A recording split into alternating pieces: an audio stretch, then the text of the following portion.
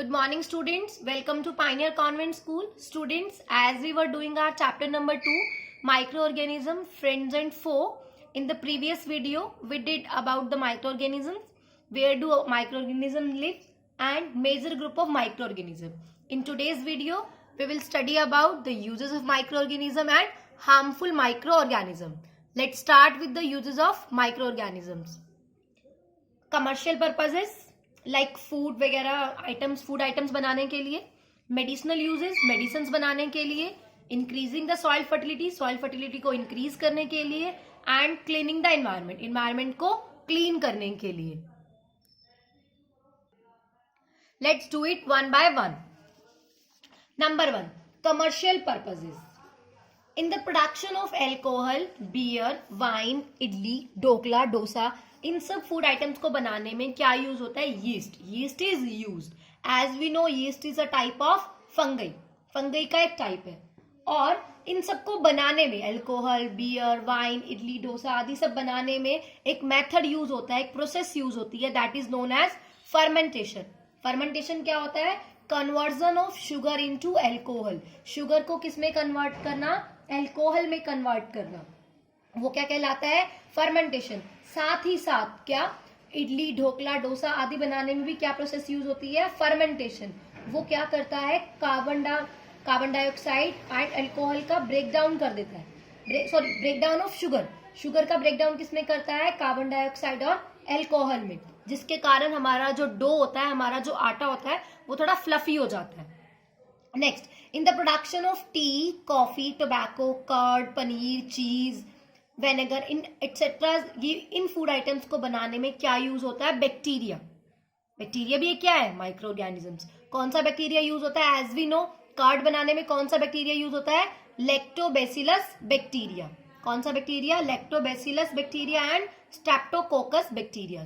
सो यहां से हमें पता चलता है कि बैक्टीरिया एंड फंगई, फंगई दो क्या है? माइक्रो ऑर्गेनिज्म है, जो किस लिए यूज हो रहे हैं? कमर्शियल पर्पस के लिए यूज हो रहे हैं. After that next is the medicinal use. Medicine बनाने में क्या यूज होता है? As when we fall ill, जब हम बीमार पड़ते हैं तो डॉक्टर गिव अस सब एंटीबायोटिक्स, टेबलेट्स, कैप्सूल्स और इंजेक्शंस देते हैं डॉक्टर हमें. And what are antibiotics? वो एंटीबायोटिक्स होती क्या है? Antibiotics means medicine produced by living organisms to stop the growth of disease causing micro organism. Medicine क्या होती हैं? मेडिसिन प्रोड्यूस्ड, बनाई जाती हैं. एंटीबायोटिक्स किसको कहते हैं? मेडिसिन को. कौन सी मेडिसिन? जो लिविंग ऑर्गेनिज्म से बनाई जाती हैं. किस लिए बनाई जाती हैं? To stop the growth. Growth को स्टॉप करने के लिए. किसकी ग्रोथ को स्टॉप करने के लिए? डिजीज कॉजिंग माइक्रो ऑर्गेनिज्म की ग्रोथ को स्टॉप करने के लिए. तो समझ आया? बैक्टीरिया और मतलब माइक्रो ऑर्गेनिज्म का यूज किस लिए होता है? प्रोडक्शन ऑफ एंटीबायोटिक्स के लिए. एंटीबायोटिक्स क्या होती है वो भी आपको एक्सप्लेन कर दिया. अब बात आती है कि कौन से माइक्रो ऑर्गेनिज्म यूज होते हैं मेडिसिन बनाने के लिए? Bacteria and fungi. ठीक है, बैक्टीरिया एंड फंजाई यूज होते हैं किसके लिए? मेडिसिन बनाने के लिए. फॉर एग्जाम्पल जो बैक्टीरिया है वो क्या है? स्ट्रेप्टोमाइसिन और टेट्रासाइक्लिन एक्सेट्रा. ये क्या है? मेडिसिन के दो एग्जाम्पल है, स्ट्रेप्टोमाइसिन और टेट्रासाइक्लिन. फर्स्ट एंटीबायोटिक, सबसे पहला एंटीबायोटिक कौन सा बना था? पेनिसिलिन. और ये बना किससे था? फंगस से बना था, एक जिस फंगस का नाम था पेनिसिलियम नोटाटम. ये तो हमारी क्या थी? मेडिसिन, जो किससे बनाई गई थी? बैक्टीरिया और फंगई से. एंटीबायोटिक्स मीन्स ये जो एंटीबायोटिक्स हैं, एंटीबायोटिक्स लेते टाइम हमें कुछ बातों का ध्यान रखना चाहिए. Precautions to be taken while using antibiotics. Antibiotics को यूज करते रहे. Antibiotics should be used taken only the advice of a qualified doctor. एक डॉक्टर की एडवाइस से ही लेनी चाहिए, बिकॉज ये बैक्टीरिया और फंजाई से बनी हुई है. और बैक्टीरिया और फंजाई जैसे हमारे लिए यूजफुल है, वैसे ही साथ हमारे लिए हार्मफुल भी है. तो कहीं ये ना हो कि हम गलत मेडिसिन ले लें. After that complete entire course. Doctor जिस अकॉर्डिंग हमें बताता है एंटीबायोटिक्स की डोज लेना, हमें वैसे ही लेनी चाहिए, क्योंकि वो हमारे अंदर क्या करती हैं? डिजीज कॉजिंग माइक्रो ऑर्गेनिज्म को डिस्ट्रॉय करती हैं. अगर हम कंप्लीट कोर्स नहीं करेंगे तो हो सकता है माइक्रो ऑर्गेनिज्म कंप्लीटली डिस्ट्रॉय ना हो. Antibiotic should not take when not needed in wrong dose. मतलब यहाँ अगर आपको जरूरत नहीं है, ज्यादा नहीं है पेन, ज्यादा जरूरत नहीं है, तो हमें नहीं लेना चाहिए, अवॉइड करना चाहिए एंटीबायोटिक्स को. ठीक है. एंटीबायोटिक्स टेकन अननेसेसरीली, अगर आप बिना मतलब में बार बार दवाइयां लेते रहो, थोड़ा सा दर्द होने पे ही एंटीबायोटिक ले लो, तो हो सकता है मे किल बेनिफिशियल बैक्टीरिया। वो एंटीबायोटिक जो आपकी बॉडी में जा रहा है वो आपके बेनिफिशियल, जो आपकी बॉडी के लिए यूजफुल बैक्टीरिया है, उनको भी किल कर सकता है। तो आपको यहां समझ आ गया होगा मेडिसिनल यूज में कैसे यूज हुआ प्रोडक्शन ऑफ एंटीबायोटिक्स, एंटीबायोटिक्स बनाने में, and the production of vaccines, vaccines की प्रोडक्शन करने में भी। वैक्सीन्स होती क्या है? वैक्सीन्स क्या होती है? एक स्मॉल डोज होती है। किसकी डोज होती है? डेड और वीकेंड डिजीज कोजिंग माइक्रोब्स की।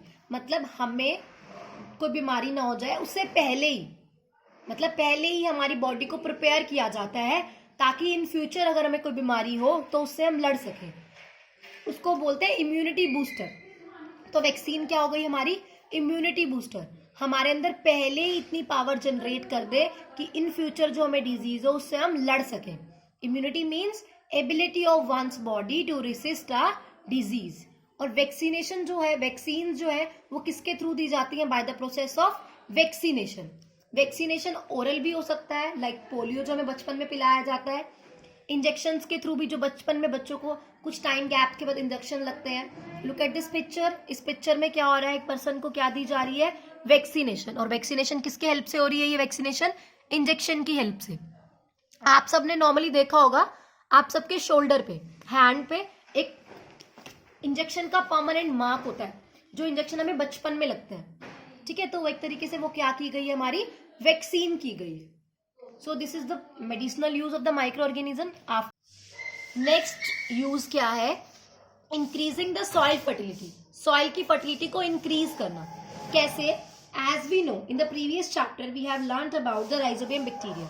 हमने किसके बारे में पढ़ा था? राइजोबियम बैक्टीरिया के बारे में पढ़ा फर्स्ट चैप्टर में, क्रॉप प्रोडक्शन एंड मैनेजमेंट में, जिसमें क्या पढ़ा था? राइजोबियम बैक्टीरिया क्या करते हैं? नाइट्रोजन, एनवायरमेंट की नाइट्रोजन को किसमें कन्वर्ट कर देते हैं? नाइट्रोजिनस कंपाउंड में, जो कि क्या होते हैं? सॉइल के लिए बहुत ज्यादा यूजफुल है। So fungi and bacteria break down the complex minerals into a simple form. Complex mineral को किसमें चेंज कर देती है? सिंपल फॉर्म में। और सिंपल फॉर्म सॉइल में मिक्स हो जाती है, जिससे क्या होती है? सॉइल की फर्टिलिटी इंक्रीज हो जाती है। जो मैंने बताया आपको, for example rhizobium bacteria, rhizobium bacteria कहाँ प्रेजेंट होता है? Root nodule of leguminous plant, leguminous plant की रूट नोड्यूल में। लेग्यूमिनस प्लांट्स कौन से होते हैं? Like pea, pulses etcetera. ये क्या करते हैं? एनवायरमेंट की नाइट्रोजन गैस को लेते हैं और किसमें चेंज कर देते हैं? नाइट्रोजिनस कंपाउंड में। नाइट्रोजिनस कंपाउंड्स क्या होते हैं? जिन्हें हम क्या कहते हैं? नाइट्रेट। और नाइट्रेट किस लिए यूज हो रहे हैं? Increase the soil fertility. Soil में मिक्स होकर क्या कर रहे हैं? सॉइल की फर्टिलिटी को इंक्रीज कर रहे हैं। Same as bacteria and blue green algae also do the same thing. Same चीज करते हैं एल्गी और ब्लू ग्रीन एल्गी जो होती है और बैक्टीरिया इन्वायरमेंट की नाइट्रोजन को लेके किसमें चेंज कर देते हैं? नाइट्रेट्स में, जिन्हें हम क्या कह देते हैं?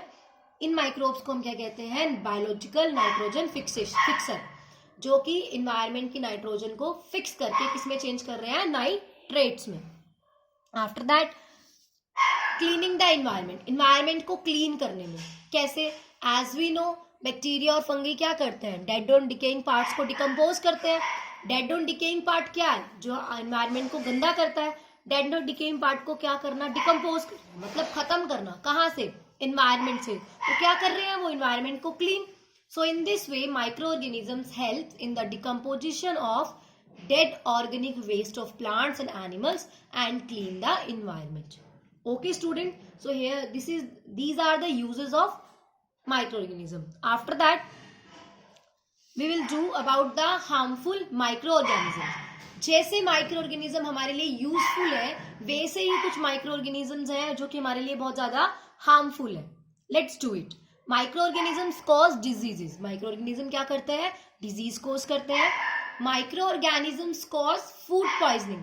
माइक्रोऑर्गेनिजम्स क्या कॉज करते हैं? Food poisoning. मतलब हमारी बॉडी में जो फूड होता है उसको फूड पॉइजनिंग मतलब क्रिएट हो जाती है, जिससे हमें मतलब क्या वॉमिटिंग आने लग जाती है, बहुत सारी, और कोलेरा जैसी डिजीज हो जाती है। ठीक है, ऐसी बहुत सारी डिजीज हो सकती हैं जिनको हम पढ़ेंगे अभी। Micro organisms cause disease.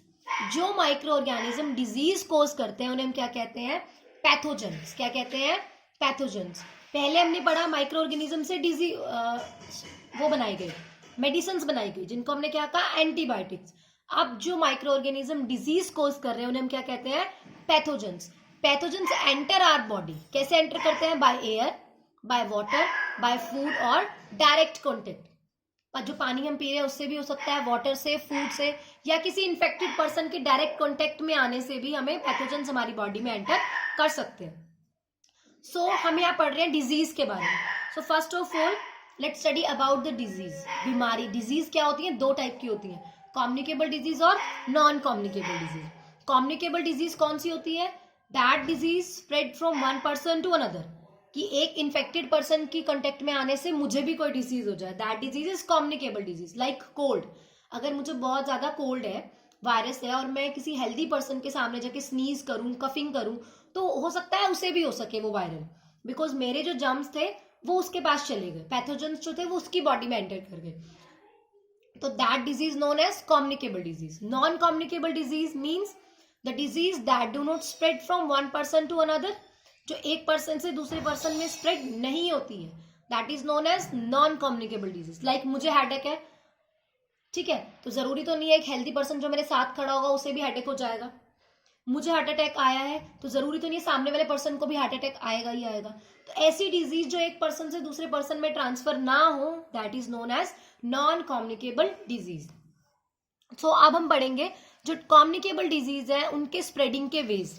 The ways by which communicable disease spread. Communicable disease कैसे स्प्रेड होती है? Look at this picture. यहाँ एक हेल्दी पर्सन, इन्फेक्टेड पर्सन है और ये एक हेल्दी पर्सन है. अब ये हेल्दी पर्सन से इन्फेक्टेड पर्सन में डिजीज कैसे जा सकती है? सबसे पहले डायरेक्ट कॉन्टेक्ट, कि अगर एक इन्फेक्टेड पर्सन ने टॉवल को यूज किया था बाथिंग में या स्नीजिंग करते टाइम, सेम टॉवल अगर एक हेल्दी पर्सन यूज कर लेगा आके, तो उसे भी क्या हो जाएगी? वो disease. For example, infected person ने एक ग्लास में वाटर पानी पिया और उसी ग्लास को किसने यूज कर लिया? हेल्दी पर्सन ने, तो उसे भी क्या हो जाएगी? Disease. For next is the, अगर इन्फेक्टेड पर्सन ने स्नीज किया, कहाँ पे? एयर के अंदर, ओपनली, विदाउट माउथ, या हैंड कवर किए माउथ को, नोज को, या हैंकी से बिना कवर किए, तो क्या होगा? वो जम्स एयर में जाएंगे और सेम एयर में कौन ब्रीथ कर रहा होगा? Healthy person. तो वो जम्स कहाँ एंटर कर जाएंगे? हेल्दी पर्सन की बॉडी में. Next is the by the insects. For example, एक मच्छर इन्फेक्टेड पर्सन की बॉडी से ब्लड सक किया और एक हेल्दी पर्सन की बॉडी पे जाके बैठ गया, तो उसके माउथ में कहीं ना कहीं इन्फेक्टेड पर्सन का ब्लड टच है ना, तो वो हेल्दी पर्सन की बॉडी में चला जाएगा, जिससे उसे डिजीज हो सकती है. Same by the food. अगर एक हेल्दी और इन्फेक्टेड पर्सन फूड शेयर कर ले तो उन्हें भी उससे क्या हो सकती है? Disease. So these are the different modes of transmission of disease. अब हम पढ़ लेते हैं कि किससे कौन सी डिजीज होती है. Through the air we breathe. अगर हम इन्फेक्टेड पर्सन की वाली जो अगर हम ब्रीथ कर ले एयर को, जम्स वाली, तो हमें क्या क्या हो सकता है? कॉमन कोल्ड हो सकता है, ट्यूबरकुलोसिस हो सकता है और निमोनिया हो सकता है. Through the water we drink. अगर हम इन्फेक्टेड वाटर ड्रिंक करेंगे तो क्या हो सकता है? टाइफाइड, कोलेरा और jaundice. Through the contaminated food. अगर हम गंदा खाना खाएंगे उससे हमें क्या हो जाएगी? Food poisoning. फूड पॉइजनिंग से हमें क्या, कौन कौन सी बीमारियां होने से चांसेस है? फूड पॉइजनिंग हुआ तो हमें डायरिया हो सकता है, इंटेस्टाइनल कॉलिक, हमारी इंटेस्टाइन के इंटरनल डिजीज हो सकती है हमें ये. उसके बाद इंसेक्ट्स और एनिमल्स के थ्रू टाइफाइड हो सकता है हमें, कोलेरा हो सकता है, मलेरिया, डेंगू और रेबीज. रेबीज हमें किसके काटने से होता है? डॉग के बाइट करने से. मलेरिया और डेंगू किससे होता है हमें? By the bite of mosquitoes. कौन से मॉस्किटो से? मलेरिया कौन से मॉस्किटो से होता है? Female Anopheles. कौन सा मॉस्किटो है? Female Anopheles. और डेंगू कौन से मॉस्किटो से होता है? Aedes mosquito. Which mosquitoes? Aedes mosquito. So these are the ways by which communicable disease spread. After that हम पढ़ लेते हैं कुछ डिजीज कोजिंग माइक्रो ऑर्गेनिजम्स के बारे में, कि वो कौन कौन से हैं और वो कौन से डिजीज कोज करते हैं. Micro organisms causes disease in plants और एनिमल्स. ये तो हमने जो पहले डिजीज पढ़ी वो तो सारी ह्यूमंस की थी. ह्यूमंस के साथ साथ जो माइक्रो ऑर्गेनिजम्स हैं वो एनिमल्स और प्लांट्स दोनों में ही डिजीज कोज करते हैं. इन एनिमल्स लाइक एंथ्रेक्स. बैक्टीरिया क्या डिजीज कोज करता है? एंथ्रेक्स एक डिजीज है. फुट एंड माउथ डिजीज किसके थ्रू होती है? वायरस के थ्रू. रिंगवॉर्म फंजाई के थ्रू.